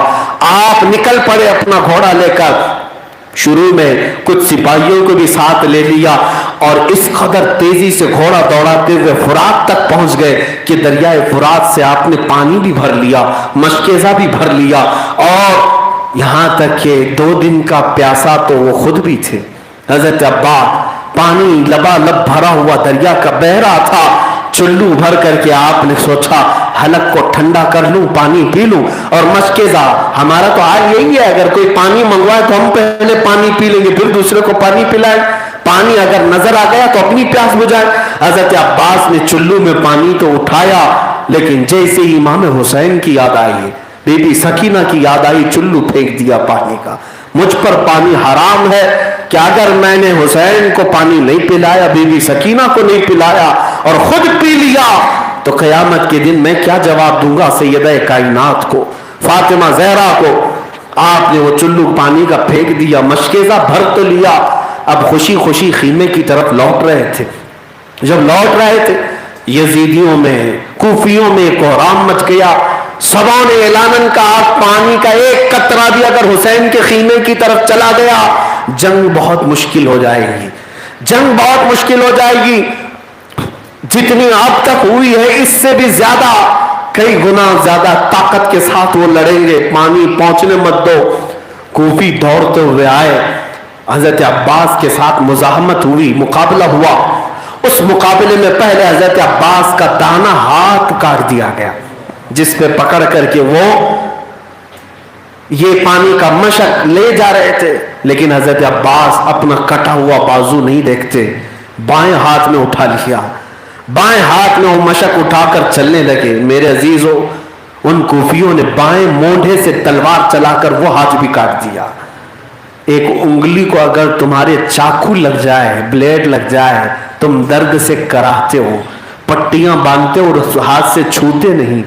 اس عباس کی استقامت پر ہزاروں سلام، جس نے اہل بیت کو پانی کے چند قطرے دینے کے لیے کٹے ہوئے بازو کی طرف نہیں دیکھا۔ ذرا تمہاری ہڈی سرک جائے پھر دیکھو درد کیسا ہوتا ہے۔ کیا تم تصور کر سکتے ہو کہ حضرت عباس کا جب موڈھا کاٹ دیا گیا ہو، کندھے سے ہاتھ الگ کیا گیا ہو، درد کی شدت کیا ہوتی ہوئی؟ جب دونوں ہاتھ کاٹ دیے گئے ہوں، اب کچھ بھی نہیں پکڑنے کے لیے، حضرت عباس رو پڑے، آیا تھا اس میدان میں حسین کی وفاداری میں، اب جنگ کروں ان کوفیوں کے ساتھ تو کن ہاتھوں سے؟ دونوں ہاتھ کاٹ دیے گئے۔ آپ نے کہا اگر میں تلوار نہیں اٹھا سکتا تو کم از کم پانی کا مشکیزہ دانتوں سے اٹھا کر حسین کو پلا تو سکتا ہوں۔ اپنے منہ سے، اپنے دانتوں سے مشکیزے کو اٹھا لیا اور بھاگنے لگے خیمے کی طرف۔ وہ خون دونوں مونڈھوں سے بہتا جا رہا ہے، لیکن وہ مشکیزہ دانتوں میں پکڑے خیمے کی طرف بھاگتے جا رہے ہیں، لیکن ان ظالم کوفیوں نے پیچھا کیا اور اب کی بار کہا کہ یہ اب اور کسی طریقے سے پانی نہ لے جائے۔ اس مشکیزے کو نیزے مار مار کر کے چھید کر دیا، پانی پورا بہا دیا۔ پورا پانی جب بہ گیا، نا امید ہو گئے حضرت عباس، اور اس وقت زمین پر گر پڑے، کہا سکینہ تجھے کیا منہ دکھاؤں گا، میں پانی لے کر کے تو آیا تھا لیکن پلا نہ سکا، ان ظالموں نے پورا پانی بہا دیا۔ حضرت عباس نے ان کوفیوں کو سخت ترین جملے سنائے تو آپ کے سینے مبارک پر انہوں نے نیزے مار مار کر کے آپ کو شہید کر دیا. پہلے ہاتھ کاٹے گئے, مشکیزہ پھوڑ دیا گیا, اور اس کے بعد حضرت عباس کے سینے پر اور پیٹ پر نیزے مار کر کے انہیں زخمی کر کے شہید کیا گیا. یہ حضرت علی حیدر کرار کے بیٹے ہیں, حسین اعظم کے سگے بھائی ہیں. جب فوت ہوئے, شہید ہوئے, تو امام حسین دوڑتے ہوئے خیمے کی طرف سے آئے. مشکیزہ پانی کا نہ ملا. حضرت عباس کا ایک ہاتھ فلاں جگہ گرا ہے, دوسرا ہاتھ فلاں جگہ گرا ہے. آج بھی کربلا میں وہ مقامات بنائے گئے ہیں جہاں جہاں ہاتھ گرے تھے حضرت عباس کے, وہیں پر دفن بھی ہوئے وہ ہاتھ. الکف الیمنا الکف الیسرا لکھا ہوا بھی ہے.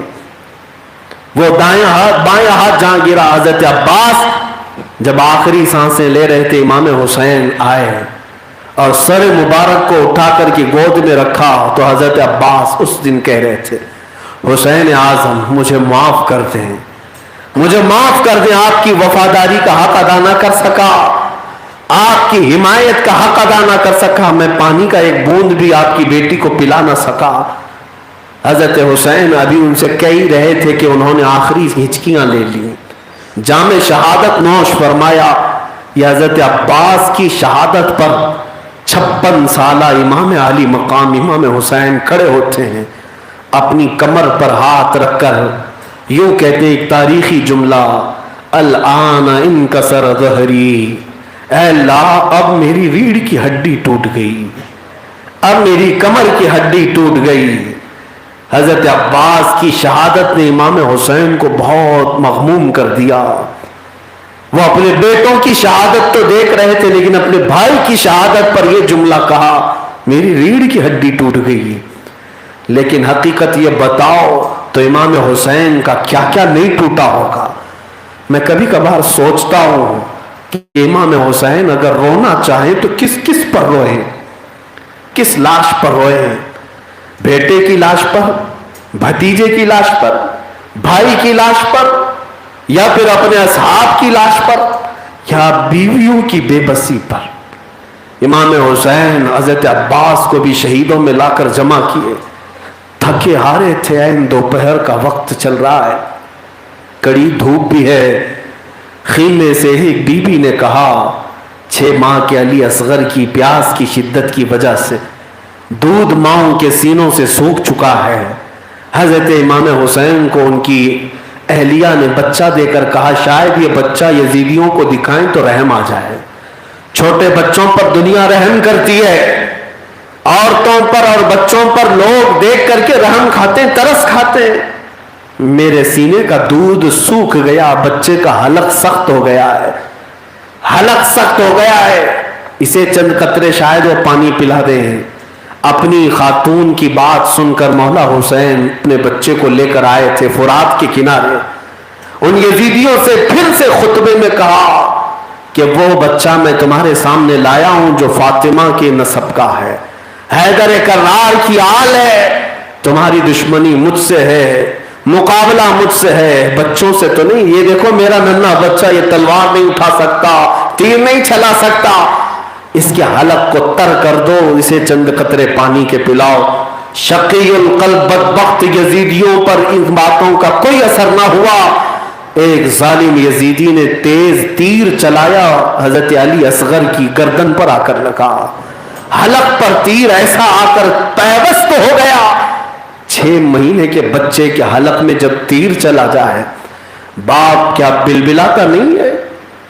آج جس کے بچے ہوں وہ جا کر اپنے بچوں کو دیکھ لیں. ہم اپنے بچوں کا بخار برداشت نہیں کر پاتے. ہم نے دیکھا ہے ہمارا بیٹا جب بخار زدہ ہو تو ہمیں رات بھر نیند نہیں آتی. ہماری ننھی بیٹی اگر سردی اور کھانسی سے رات کو جاگے تو ہمیں بے قراری ہوتی ہے. میں نے دیکھا تھا ہمارے بچے کو ایک بار انگلی کٹی تھی, پوری روح میں جلن ہونے لگ گئی, جسم میں ہے, پورا جسم بے قابو تھا. ڈاکٹر جب ٹاکے لگا رہا ہو, بچہ رو رہا تھا, برداشت سے باہر تھا. ہم یہ سوچ رہے تھے کہ کاش میں یہاں سامنے نہ ہوتا, میرے بچے کے رونے کی آواز نہیں سنتا. بچہ روتا تھا, تڑپ ہوتی تھی, میں نے یاد کیا مولا حسین اس دن جب آپ کی گود میں 6 ماہ کا بچہ اور سیدھے اس کے حلق میں تیر پیوست ہو گیا اور خون کا فوارہ اچھل کر حسین کے چہرے پر آ کر لگا، تب امام حسین پر کیا گزری ہوگی. بچہ رو بھی نہ سکا، آواز بھی نہ نکال سکا. روتے روتے کوئی انتقال کر جاتا، شہید ہوتا، لیکن اس بچے کو رونے کی بھی مہلت نہیں دی گئی، آواز نکالنے کی بھی فرصت نہیں دی گئی. ایک بار ہچکی لیا بچہ، آنکھیں چھوڑی کیا اپنے باپ کو دیکھتے ہوئے روح پرواز کر گئی. اپنے ننھے سے بچے کے حلق سے تیر کو کھینچ کر نکالا، گلا چھد گیا تھا اور باپ نے سینے سے بچے کو لگا لیا اور پھر کھلے آسمان کی طرف اپنے 6 ماہ کے بچے کو کر کے مولا کی بارگاہ میں عرض کرتا ہے، اے رب ذوالجلال، تیرے رسول کی شریعت کی بقا کے لیے میرے اس ننھے کی قربانی قبول فرما لے، اس نذرانے کو قبول فرما لے. ہے ہم میں سے کوئی اتنی بڑی نظر دے سکے گا اسلام کے لیے؟ ہمارے ہاں جوانی میں بھی مر جانے والے، وہ بھی کسی بیماری میں مرنے والوں کی بھی موت کا غم اتنا ہوتا ہے کہ ہم برسوں روتے رہتے ہیں. امام حسین اس حلق میں چھدے ہوئے تیر کو نکالے اور شہید بچے کو لے کر خیمے کی طرف آ رہے تھے. بچہ خاموش تھا، خون میں لت پت تھا. بی بی نے، خاتون نے یہ سمجھا شاید یزیدیوں نے پانی پلا دیا اس لیے بچہ رو نہیں رہا ہے، بچہ خاموش ہو گیا ہے. بیویاں پردہ دار تھیں، اندر پردے سے پکار کر کہتی میرے سرتاج پانی پلا دیا بچے کو انہوں نے، بچہ روتا نہیں ہے. مولا حسین نے کہا ہے بی بی اب تیرا بچہ کبھی نہیں روئے گا، اب یہ کبھی تجھ سے دودھ اور پانی کی شکایت نہیں کرے گا. جیسے اس خاتون کے سامنے خون میں لت پت شہزادے کو دکھایا گیا، اس ماں کے دل پر کیا گزری ہوگی جس نے اپنے جوان بیٹوں کی موت بھی دیکھی، 6 ماہ کے بچے کو بھی دیکھا. میرے عزیزوں، عورتوں کے ہوش اڑ جاتے ہیں جو ماں کے سامنے بچے کی موت ہوتی ہے نا. میں نے دیکھا ہے 3 دن کے بچے کی بھی موت ہوتی ہے تو ماں کھانا پانی چھوڑ دیتی ہے، اس کا سینہ درد سے کرا رہا ہوتا ہے، بار بار وہ ڈھونڈتی ہے میرا بچہ کہاں ہے جسے میں دودھ پلاؤں، سینے سے لگاؤں. حسین اعظم کے گھر والوں کا ایک بڑا امتحان ہے، قیامت تک آنے والے امتحان کسے کہتے ہیں وہ داستان کربلا میں سنو. حسین اعظم کی بیوی نے کیا صبر کیا ہوگا. شہید علی اصغر کو مولا حسین نے شہیدوں میں رکھ دیا، خاندان کے بڑے چھوٹے جتنے مرد تھے سب شہید ہو گئے، کوئی باقی نہیں رہا. بیٹے بھی، بھائی بھی، بھتیجے بھی اور دوست و احباب بھی. خاندان کی عورتوں میں صرف اب کوئی باقی تھا تو امام زین العابدین جو امام حسین کے درمیانی بیٹے تھے لیکن بیمار تھے، بیماری میں ہی اٹھ کر کے آ گئے. کہا بابا جان مجھے اجازت دے، میں بھی جاتا ہوں، جہاں میرے بڑے بھائیوں نے مقابلہ کیا میں بھی جاتا ہوں. امام حسین نے بیمار زین العابدین کو سینے سے لگایا اور کہا اے میرے بیٹے اگر تو بھی جائے گا تو میری نسل کس سے چلے گی اور میرے بعد میری بیویوں اور میری بیٹیوں کا کون محافظ ہوگا، لہذا تو نہ جا، اب میری باری ہے. رسول اللہ کے اس عظیم شہزادے کی باری تھی. امام زین العابدین کو بٹھا دیا گیا. سیدہ زینب جو سگی بہن ہیں امام حسین کی، دختر زہرا جو رسول اللہ کے گود میں کھیلی ہوئی ہیں سیدہ زینب، وہ اپنے حجرے میں مولا حسین کو بلاتی ہیں، ایک صندوق کھولتی ہیں اور کہتی ہیں بھائی میرے پاس کچھ امانت ہے، کچھ امانت ہے جو میں نے آج تک آپ کو نہیں بتایا. کہا وہ کیا امانت ہے؟ سیدہ زینب کہتی میں بہت چھوٹی تھی جب میری ماں کو آخری وقت دیکھ رہی تھی، سیدہ کائنات فاطمہ الزہرا کے انتقال کا وقت آیا، میں رو پڑی، سینے سے لگ گئی میرے ماں کے.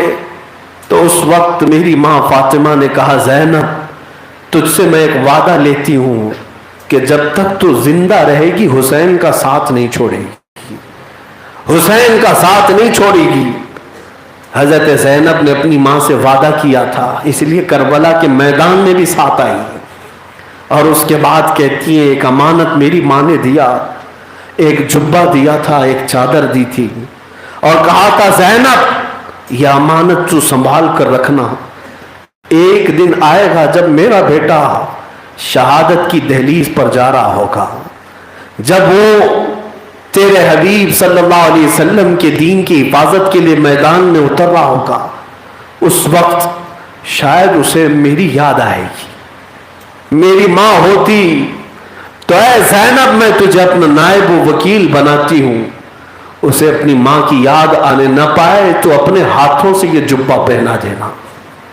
حضرت زینب حضرت امام حسین کو یہ کہتی ہے میری ماں کی یہ وصیت تھی، اور صندوق سے وہ جبہ اٹھاتی ہیں اور پہناتی ہیں، اور امام حسین کہتے ہیں سچ کہتی ہو زینب، سچ کہتی ہو زینب، میری ماں نے آج سے کتنے سال پہلے میرے درد کا احساس کیا تھا، کتنے سالوں پہلے انہوں نے میرے آج کے درد کا احساس کیا، سچ کہو زینب آج کے اس وقت مجھے میری ماں کی بہت یاد آتی ہے، سیدہ زہرا سلام اللہ علیہا کی یاد آتی ہے۔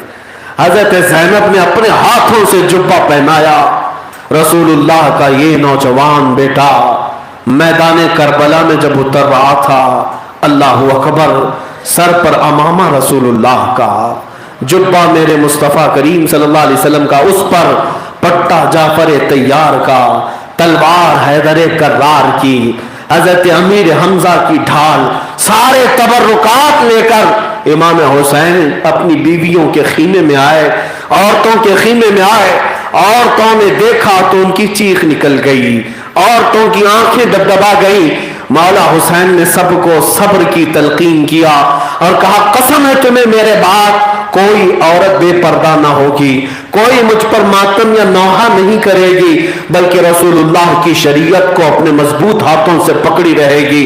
یہ آخری وصیتیں تھی مولا حسین کی، سب خواتین کو آپ نے الوداع کہا، وصیت کیا، سلام کیا، اور باہر آ کر خیمے سے اپنے عزیز ترین گھوڑے ذوالجناح ان پر بیٹھ گئے اور کربلا کی طرف نکل پڑے۔ میرے عزیزوں یہ وہ وقت تھا جب لگتا تھا کہ دولہا تیار ہو کر میدان میں آیا ہے، سارے تبرکات تو جسم اقدس پر نظر آ رہے تھے، میرے آقا کی جھلک نظر آ رہی ہے، خوبصورتی، جمال و جلال سب لیے حسین کربلا میں اترے ہوئے ہیں۔ گھوڑے کو جب ایڑ لگائی، مہمیز دی، گھوڑا آگے نہیں بڑھ رہا تھا، گھوڑے کو پھر چابک لگائی، گھوڑا آگے نہیں بڑھتا تھا۔ آپ نے اتر کر کے دیکھا تو سیدہ سکینہ گھوڑے کے پیروں کو پکڑی کھڑی تھی اور ذوالجناحین سے کہتی تھی اے میرے عزیز ذوالجناح، بابا کو آج مت لے جانا، اس لیے کہ اگر تو آج انہیں لے گیا تو یہ واپس نہیں آئیں گے، پوری دنیا میں اندھیرا چھا جائے گا۔ 9 سال کی بچی سکینہ کو آپ نے گلے سے لگایا اور کہا سکینہ جاؤ خیمے میں، مرضی مولا یہی ہے، مجھے امتحان کی گھڑی میں اترنا ہے، تم صبر کے ساتھ رہو، اپنی ماں کے ساتھ اور اپنے زین العابدین کے ساتھ رہو۔ یہ کہہ کر بچی کو بٹھایا، آخری بار اپنی عورتوں کو سلام کیا۔ فاطمہ کے لاڈلے کا آخری دیدار ہے، فاطمہ کے لال کا آخری دیدار ہے، حشر کا ہنگامہ برپا ہے درمیان اہل بیت۔ مولا حسین نے ایڑ لگائی، ذوالجناحین کو لے کر جب خیمے سے نکل کر کربلا کے میدان میں آتے ہیں، یزیدیوں کے ساتھ اتمام حجت کے لیے پھر سے آپ نے خطبہ دیا۔ مولا حسین نے خطبے میں جو پڑھا تھا میرے عزیز و فصیح و بلیغ خطبہ ہے، آپ نے ان کو للکارتے ہوئے کہا کہ تمہیں پتا ہے کہ آج میں تمہارے سامنے اترا ہوں، تم نے میرے مقام کو کیا نہیں پہچانا؟ میں حسین ابن علی ہوں، زہرا کا بیٹا ہوں، رسول اللہ کا نواسا ہوں، میری نسبتیں تمہیں معلوم ہیں، میں جنتی جوانوں کا سردار ہوں، کیا میرا خون تم پر حلال ہے؟ ساری باتیں کرنے کے بعد بھی کوفیوں پر کچھ اثر نہ ہوا۔ پھر مقابلے کے لیے ان کے بعد یہ کے بعد دیگرے آتے رہے، کوئی بدر بن یمنی نام کا ایک شخص تھا، वो मुकाबले के लिए आया और इमाम हुसैन को जगह जगह से तीर मारने लगा। फिर दूसरा आया। मैं कभी सोचता हूं इतना थका हारा शहजादा जिसने अपने कई बच्चों की लाशें उठाई है, अब फिर उसको लड़ने पर मजबूर किया जा रहा है। 56 साल की उम्र है मेरे अजीजों, 56 साल की उम्र में घोड़े पर बैठ करके वो क्या क्या ना देखा होगा करबला के मैदान में। एक तरफ छोटे बच्चे अली असगर की शहादत देखा है, अब्बास के कटे हुए बाजू देखा है, अली अकबर के जिस्म पर घोड़ों को दौड़ते देखा है, कासिम बिन हसन के गर्दन को अलग होते देखा है, कितने साथियों के जनाजे उठाए, कितनों की लाशें उठाई। अब ताकत क्या बची होगी? हम तो निढाल हो जाते हैं। हमारे एक बाप का जनाजा उठाने के बाद रात भर ऐसा लगता है कि जोर जोर ढीले हो गए, थकन से चूर हो जाते हैं। आज कब्रिस्तान जाकर के आओ, एक बार जब किसी की तदफीन से वापस आते हो तो थकान से ऐसे चूर हो जाते हो कि रोटी खाने का भी मन नहीं करता। मौला हुसैन तुम्हारी अजमतों को लाखों सलाम। कितने लाशें तुमने उठाए, कितने बेबसी के आलम में तुमने खवातीन को देखा है। हम अपनी बीवियों की, औरतों की एक आहो बुका नहीं सुन पाते, हम अपने खानदान की औरतों की बेबसी नहीं देख सकते। लेकिन हुसैन तुम्हारे सब्र को सलाम, तुम्हारी इस्तिकामत को सलाम। हर चीज को देखा, हर चीज को देखा, लेकिन एक चीज करबला में जो नहीं हुई वो क्या थी? हुसैन की जुबान पर कभी शिकवा नहीं आया, शिकायत नहीं आई।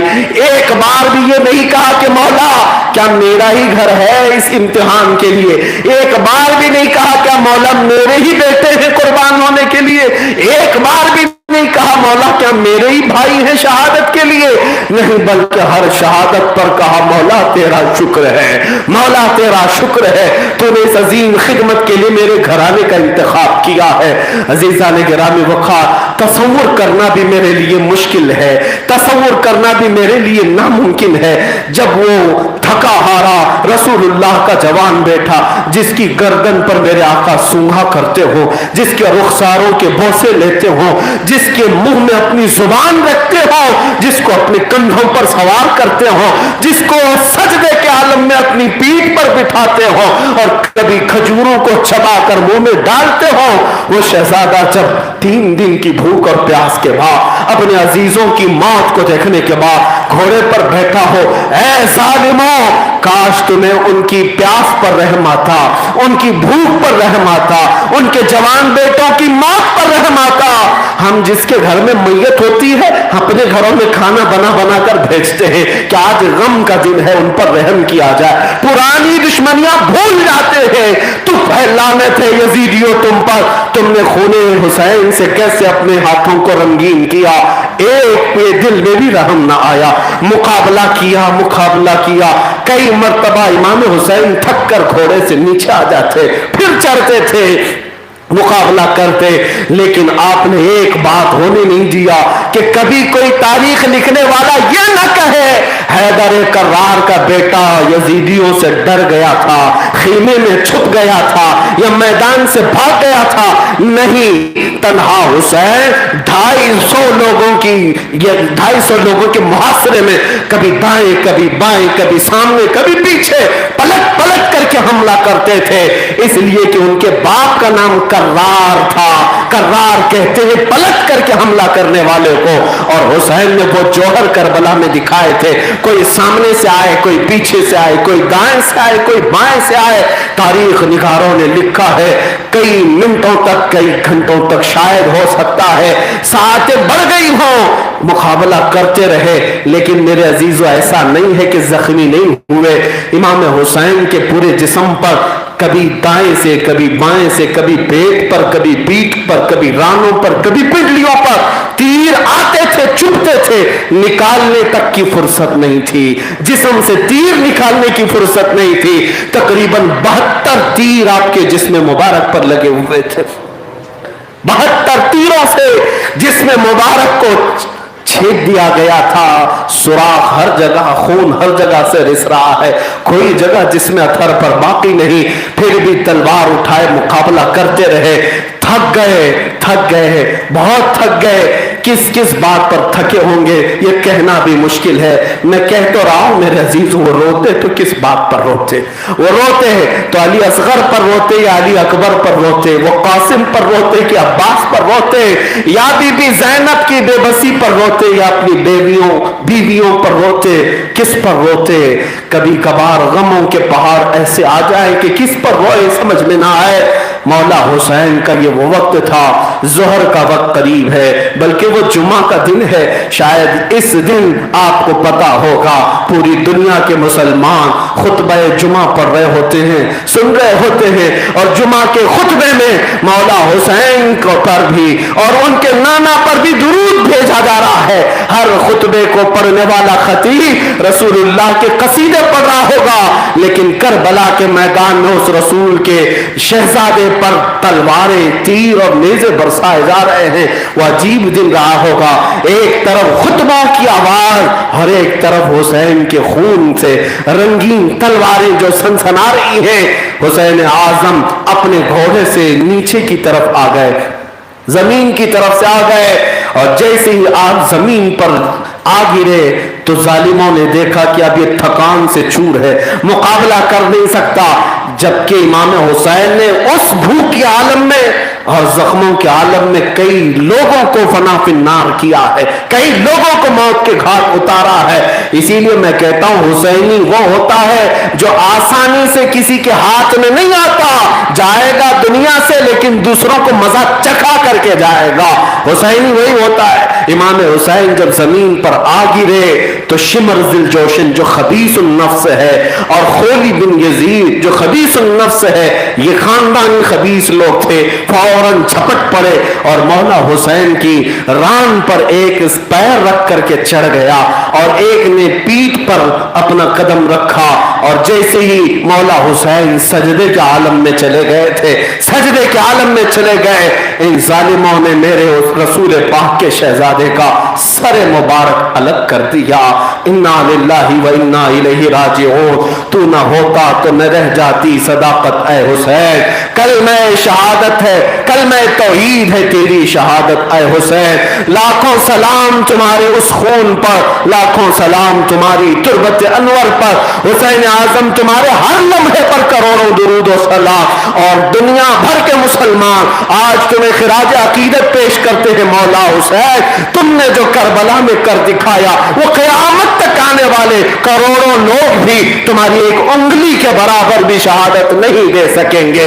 आज हमारी जानें निछावर हैं उस शहीद करबला की बारगाह में, उनकी औलाद पर, उनके खून पर, उनके रेगजारों पर। बल्कि मैं कसम खाकर कहता हूं रब्बे जुल जलाल हमें तौफीक अता करे तो मौला हुसैन के कदमों से लगने वाली खाक पर, उन रेत के सर्रों पर भी हम अपनी गर्दन निछावर करने को अपनी सआदत समझते